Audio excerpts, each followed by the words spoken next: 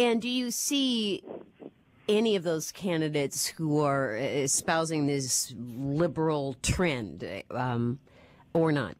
Right now it's pretty early in the process, and they're all just starting to get their own acts together. I would hate to say that any one of them is either more likely or less likely.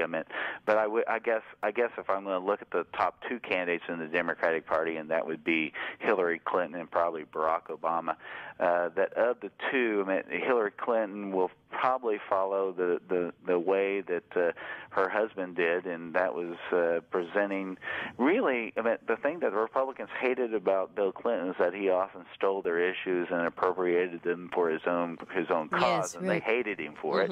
And liberals didn't especially like him for that either, right? Because You're right. they were upset that he was not presenting what they thought was a truly liberal vision, and so I'm not quite sure that Hillary Clinton will be the answer that some liberals are wanting. And I have to admit that Barack Obama is such a new face that I'm not sure whether or not he's the progressive answer either, but he might be more likely to be. I think the guy who's really presenting the liberal face here, the liberal agenda, is John Edwards, isn't he? Absolutely, yes, Absolutely. It's Edwards. And that he certainly, compared to his two rivals, he is far more liberal on economic issues, on race issues, on all kinds of things.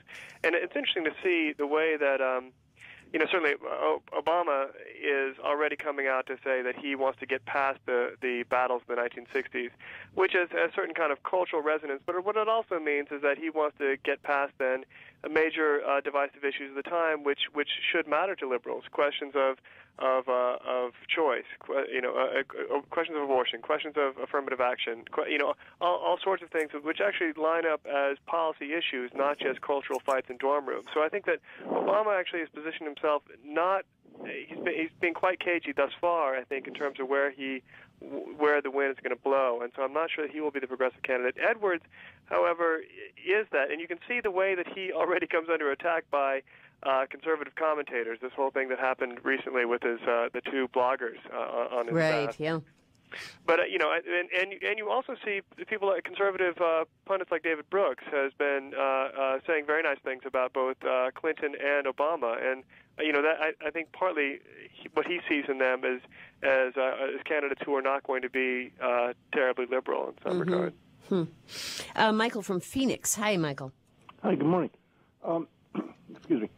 I don't know if this is a blip or a trend, but I'm wondering how much of it is just plain ordinary embarrassment at the incompetence and the obvious failures of the Republican conservative right-wing policies. Professor Aistrup. I'm sorry, I didn't hear the caller very well. Did he say that he thought it was just this is really a function of the Republican failures? Right. Okay. Being upset at their. Well, absolutely. This is part of it.